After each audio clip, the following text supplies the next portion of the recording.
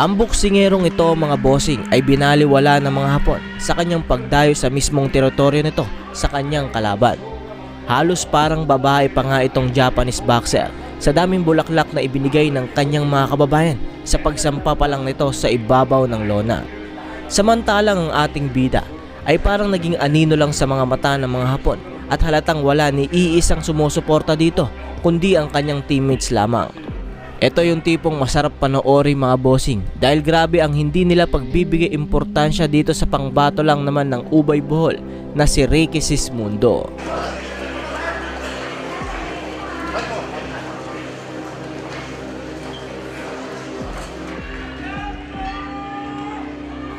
Eto na, tumunog na ang bell para sa unang round. Jab pa lang ng dalawang boksingerong ito ay mabibigat na.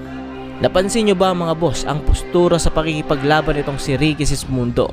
Sa pagtayo pa lang ng ating boksingero, isa na itong palabang fighter. Ito yung tipong nakikipagsabayan talaga sa kalaban.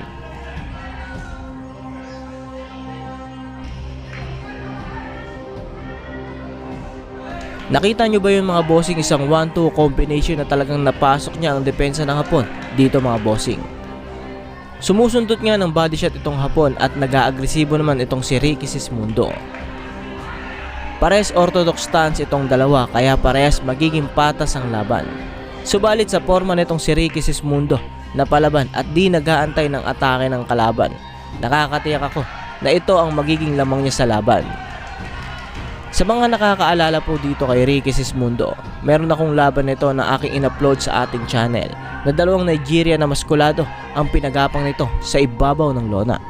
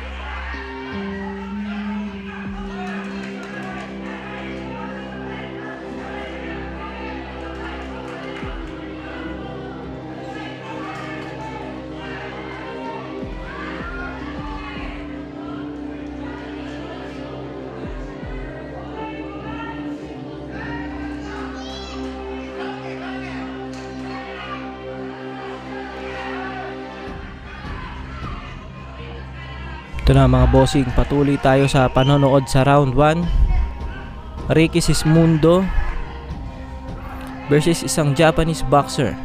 Mapapansin nyo mga bossing pag-aatake na ito sa katawan, diretso naman sa mukha yung isang kamao nito ni Ricky Sismundo. Okay, end of round 1.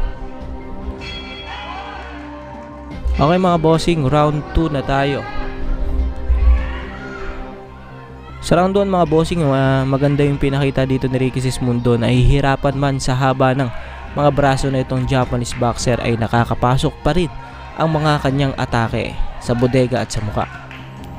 Ganun pa rin mga bossing, agresibo pa rin si Ricky Sismundo mga bossing. Hindi lang mukha ang inaatake na ito sa kanyang kalaban, kundi pati rin ang katawan. Ito, isang hook, tinamaan. Grabe, agresibo talaga itong si Ricky Sismundo. Talagang palabang boksingero. Tsaka sa mga hindi po nakakakilala masyado kay Ricky Sismundo, ay itong boksingero natin mga bossing ay talagang pandayo. Madalas sa Amerika ito nilalaban. Ayun, tinamaan. Grabe, tinamaan. Isang solidong suntok sa mukha mga bossing. Talagang napabilang dito ang kababayan na itong referee. Ay na, inuupa ka na. Hilo pa dito mga bossing itong Japanese. Grabe yung mga bitaw dito ni ni Ricky Sismundo. Talagang pag tinamaan, talagang mapapatigil ang laban. Eto na, kaliwat kanan sa umuka. Bodega mo. Grabe, ang lalakas nun, bossing. Grabe. Grabe yan. Talagang, nako, ingat lang dito kay Ricky Sismundo. Nako, sabi na, tinamaan eh. Makikita na nakarecover agad tong Japanese. Kaya makikita doon sa suntok niya na may bitaw na. Natamaan itong si Ricky Sismundo. Pero bali wala. Mukhang matigas talaga tong si Ricky Sismundo. Nagulat lang to. Dahil bagsak si itong Japanese, alam niya na nahihilo pa ito. Pero talagang nakarecover agad. Kaya nagulat to sa suntok na itong Japanese. Pero makikita na pagbangon ni Ricky Sismundo, ito na, umaatake na agad ng malalakas. Grabe, sigawan ng mga manonood dahil second round pa lang mga bossing ay parehas ng nakapuntos ng knockdown ng dalawang boksingerong ito. Ito na, patuloy. Kapaan muna, kinakapaan muna ngayon ni Ricky Sismundo dahil nagulat din siya sa suntok ng Japanese eh. Kaya hindi na siya pwede magpabaya. Pero ang ganda ng unang puntos ni Ricky Sismundo mga bossing. Isang magandang knockdown yun. Isang solidong suntok sa panga na natanggap na itong Japanese na talagang napabilang dito ang referee. Ayan na, ayan. Ayun yung delikadong galaw ni Ricky Sismundo. Ayan o. 1-2 combination, bodega tsaka sa buka. Okay, end of round 2 tayo mga bossing.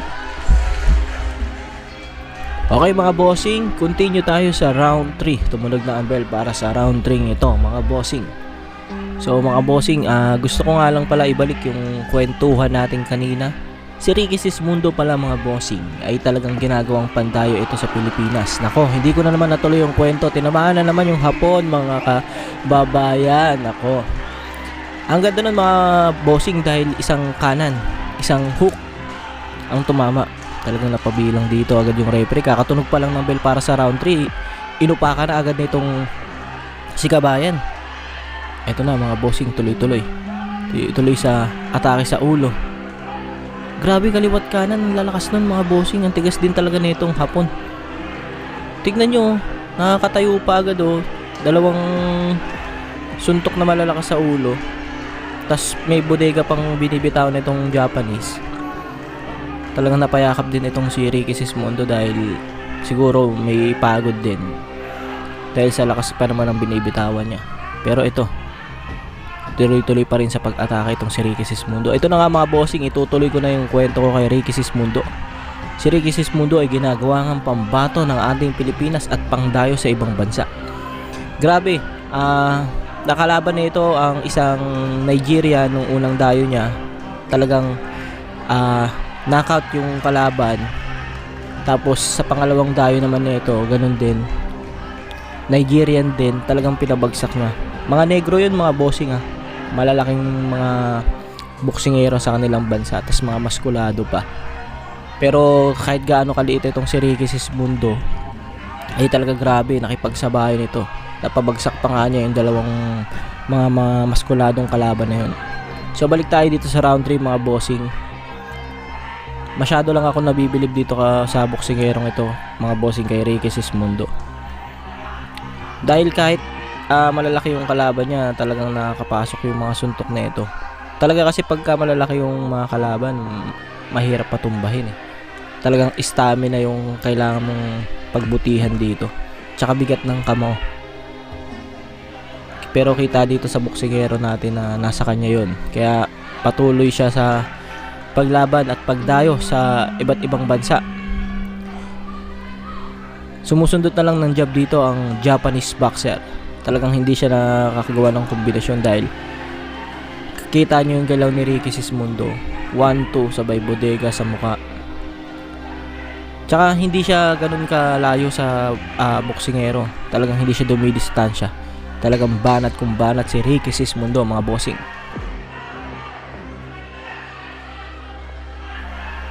Okay mga bossing, end of round 3 tayo mga bossing. Okay mga bossing, round 4 na.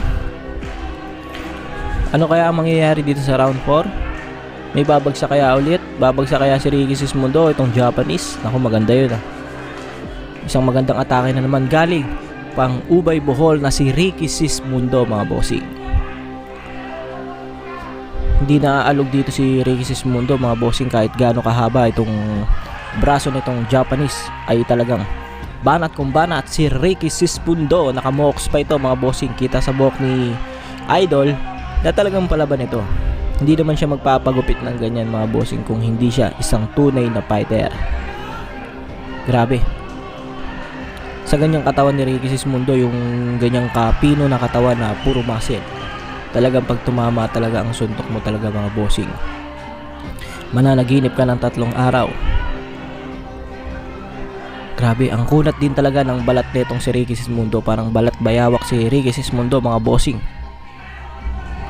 Talagang napapaatras dito ang Japanese boxer.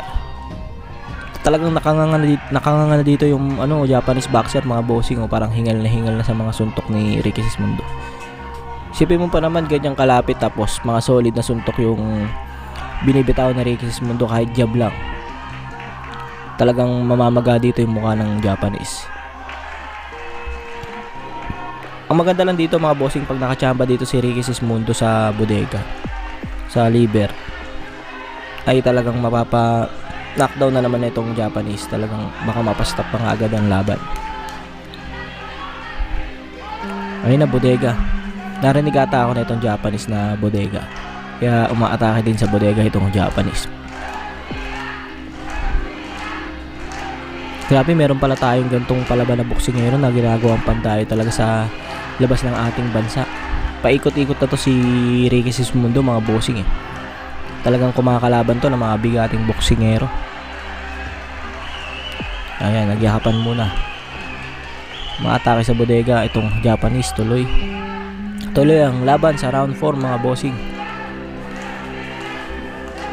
Talagang jab, pero yung jab na itong dalawa, mga bossing, makikita natin na malalakas. Hindi lang siya basta jab. May mga laman ng mga binibitawan na itong suntok. Ito sa bayan. Parang lumalamang dito ang Japanese sa bandang dulo. Ayun, tinamaan. Ito, bodega na naman. Parang bumababa ang dalawang kamao ni Ricky Sismundo, mga bossing. Matigas din talaga itong balat nitong hapon. Balat bayawak din itong hapon na to. Ito, mga bossing, tuloy lang. Okay, mga bossing, end of round 4 tayo, mga bossing. Tuloy tayo sa round 5. Okay, mga bossing, round 5 na. Nandyan pa ba kayo, mga bossing? Mga bossing, shoutout, isa-shoutout ko nga pala kayo. I-comment nyo lang sa ibaba kung saan umabot ang ating video. I-comment ko yung aking mga sasabihin sa inyo. At maraming salamat, mga bossing, sa pagsuporta nyo palagi kay Boxing Bell TV. Ito na, mga bossing, tuloy tayo sa laban. Ricky Sismundo, yumuyo ko, naghahanap ng magandang spot para sa bodega nitong Japanese. Subalit sa haba ng mga galamay nitong Japanese, mga bossing, ay nahihirapan siyang makapasok dahil natutukod ang kanyang muka. Subalit talagang nag-iisip dito si Ricky Sismundo, mga bossing. Hindi na siya basta umaatake lang. Ayun na, sumusundot siya sa bodega, mga bossing. Bodega mukha ang target dito ni Ricky Sismundo. Ito palang kalaban niya, mga bossing, ay maganda rin ang kartada nito, mga bossing. 18 wins, tapos yung knockout nito mga nasa 15. Tapos yung mga napabagsak na ito, mga bossing, mga nasa 10. Ganun siya katibay. Kaya grabe na rin yung bigay ng bulaklak sa kanya ng mga kanyang babayan, dahil isa nga itong parang superstar na sa kanilang bansa. Pero dahil dito kay Ricky Sismundo, sa kanyang pagdayo, ay gugulatin niya ang bansang Japan, mga bossing. Kitang-kita ang kulay ng ating Pilipino, mga bossing. Grabe yung muscle dito ni Ricky Sismundo, mga bossing. Mga atake niya sa bodega ay maganda yun, mga bossing, tinamaan. Nakanganga na naman dito ang Japanese, mga bossing. Talagang inihingal siya sa mga bawat pagbitaw. Ayun, ang ganda nun. Ang ganda ng kanan nun na binigay ni Ricky Sismundo. Doon nakakuha ng punto si Ricky Sismundo, mga bossing, sa ganong kalakas na suntok. Okay mga bossing, patuloy lang tayo sa panonood. Tignan natin hanggang dulo. Tinamaan, napapaatras na. Ayun, tinamaan. Ayun ang sinasabi ko. Ayun, isa na namang magandang kanan, kaliwat kanan. Sige, sige Banat. Banata mo Ricky Sismundo. Pakita mo na isa kang tunay na fighter, isa kang boksingerong pangdayo ng ating Pilipinas. Ayun na si Ricky Sismundo mga bossing. Umaatake ang Hapon sa bodega. Matibay talaga itong Hapon mga bossing, kahit gaano kalakas ang suntok ni Ricky Sismundo. Hindi nanginginig ang tuhod na itong Hapon. Grabe, ang ganda dito ng suot na trunks ni Ricky Sismundo mga bossing. Okay, tuloy tayo sa round 5. Itong pansin ko sa Japanese na to ay hindi na ganun umaatake. Okay mga bossing, end of round 5 tayo mga bossing. Okay mga bossing, patuloy tayo sa round 6. Round 6 na to mga bossing. Kalahati na ng rounds para sa patuloy na pagbakbakan ng dalawang boksingero. So magigiting na dalawang boksingerong ito mga bossing. Ricky Sismundo. Okay, nakadepensa pero umaatake, sumusugod, bodega. Kaliwat kanan sa mukha, tinamaan na naman. Grabe, pag tinamaan talaga itong Japanese sa kaliwat kanan sa mukha, ay talagang nakikita na naapektuhan ito, napapaatras. Nakikita nyo yung pag-atras. Ayun na, umaatake rin yung Japanese na ayaw magpatalo. Syempre, court niya to eh. Kumbaga, puro kababae nyo yung mga nanonood, kaya dapat hindi siya mapahiya dito. Wala nga masyado ditong Pinoy nanonood mga bossing dahil lugar ito ng kalaban, at ang kasama lang dito ng ating boksingero na si Ricky Sismundo mga bossing ay ang kanyang teammates. Kaya napaka-pressure na laban ito mga bossing. Pero sanay na sanay dito si Ricky Sismundo dahil na ilang beses na to lumalaban sa labas ng ating bansa. At talagang maganda ang kanyang mga pinapakitang laban. Kung makikita nyo sa BoxRec ang kanyang record, ay puro knockout victory rin ang kanyang naitatala. At puro sa bawat laban nga nito mga bossing, ang mga kalaban niya ay talagang bumabagsak. Kita nyo naman mga bossing, round 2 pa lang nagpaulan na ng knockdown itong si Ricky Sismundo. So patuloy nating panoorin ang gagawin diskarte ni Ricky Sismundo mga bossing sa round 6. So antabay lang kayo ating mga manonood, at mag-comment na kayo dyan sa ibaba kung tagasan kayo para ating isa-shoutout yan mga bossing. Kahit gaano pa kayo kalayo ay isa-shoutout natin yan mga bossing. Ngayon sa kalagitnaan ng round 6 ay medyo pag-iwas ang ginagawa ni Ricky Sismundo. Sabay atake ng ilang kombinasyon sa bodega at sa mukha. At itong Japanese mga bossing, ang hirap kasi bigkasin ang pangalan na ito mga bossing. So ayun, diretso sa pag-atake, sugod na ng sugod. Kasi ano na to mga bossing eh, kalahati na to ng round. So kailangan makapuntos na itong Japanese. Tingnan natin kung papabor ba sa kanyang lugar ang decision o talagang knockout ang gagawin dito ni Ricky Sismundo. Grabe, no? Nakakaiwas dito si Ricky Sismundo mga bossing. Ang ganda rin talaga ng mga footstep nitong si Ricky Sismundo mga bossing. Hindi masyadong nakakatama itong Japanese. Okay mga bossing, end of round 6 tayo mga bossing. Okay, let's go mga bossing. Round 7 na mga bossing. Tuloy tayo sa panonood mga bossing. Nasa dulo na tayo ng climax mga bossing, kaya panoorin natin hanggang dulo mga bossing. Walang kukurap sa gagawin nitong si Ricky Sismundo. Ito na, mukhang nakarecover si Ricky Sismundo at lumiligalig na naman. Okay, ang ganda nun. 3, 2 body shot tsaka isang mukha. Itong Japanese talagang hindi na nito alam kung saan na-atakihin itong si Ricky Sismundo dahil napakalikot. Grabe grabe rin yung footstep na itong si Ricky Sismundo. Talagang bagay na bagay siya talagang pang in-fight talaga mga bossing. So ayan na, tuloy. Tingnan mo, hindi makapagbitaw masyado itong Japanese dahil nga ang likot na itong si Ricky Sismundo. Magkamali lang to, isang counter na naman ang magagawa ni Ricky Sismundo mga bossing. May takot na rin itong Japanese mga bossing dahil nakaramdam natin ng suntok ni Ricky Sismundo. So sa pagkakamali lang na ito sa pagbitaw, ayan na, paliliguan na siya ng suntok ni Ricky Sismundo.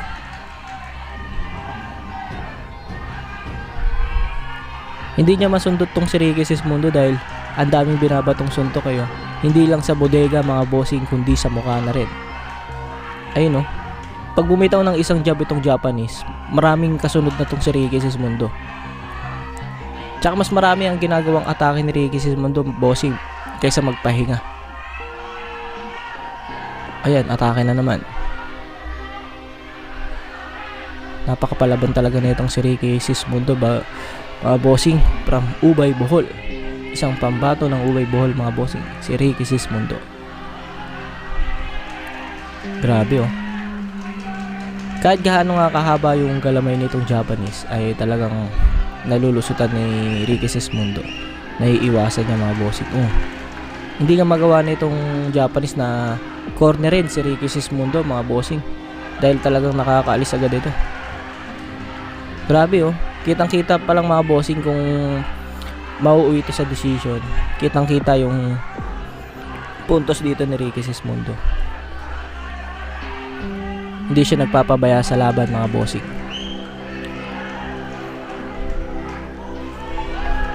Tuloy tayo mga bossing sa round 7.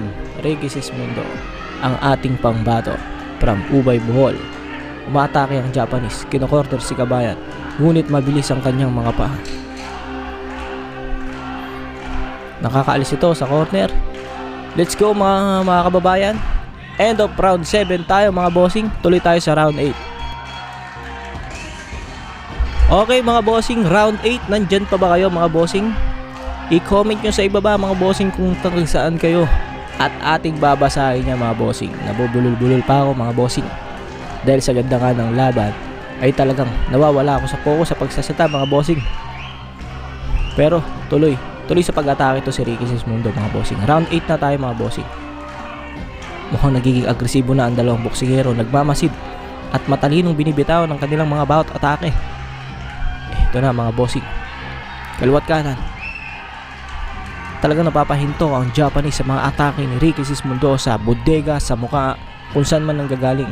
Sabay mo pa ng magandang footwork ni Ricky Sismundo. Ito na corner, subalit nakakaalis. Mga atake, pero matigas ang balat nitong si Ricky Sismundo. Grabe, kitang kita pa lang sa score ay lamang na itong si Ricky Sismundo mga bossing. Kaya sana walang lutuan na mangyari.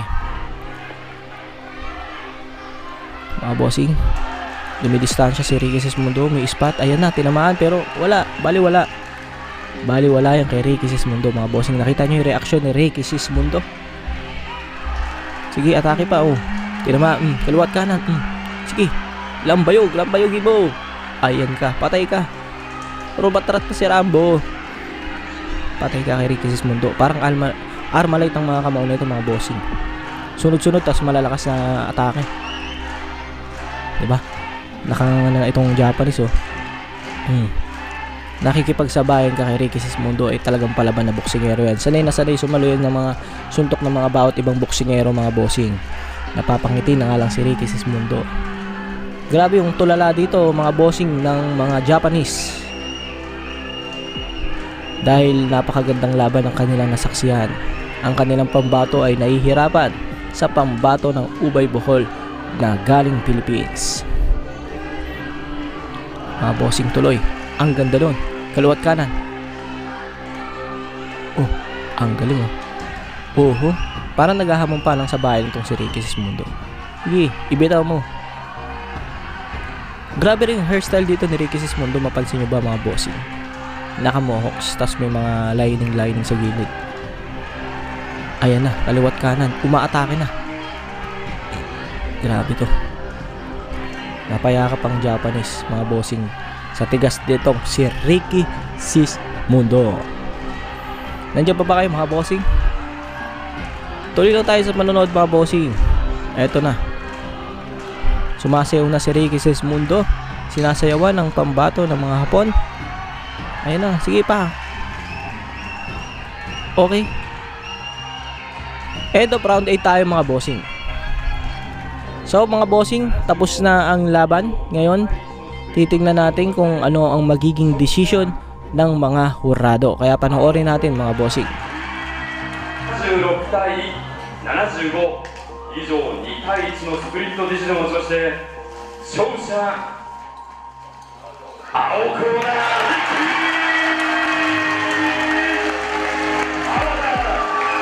Okay, panalo si Ricky Sismundo mga bossing via split decision. Nakita nyo naman yung mga bawat atake ni Ricky Sismundo. Round 2 pa lang nagpaulan na ng knockdown sa kalaban. So hanggang dito na lang mga bossing. Maraming salamat sa inyong suporta.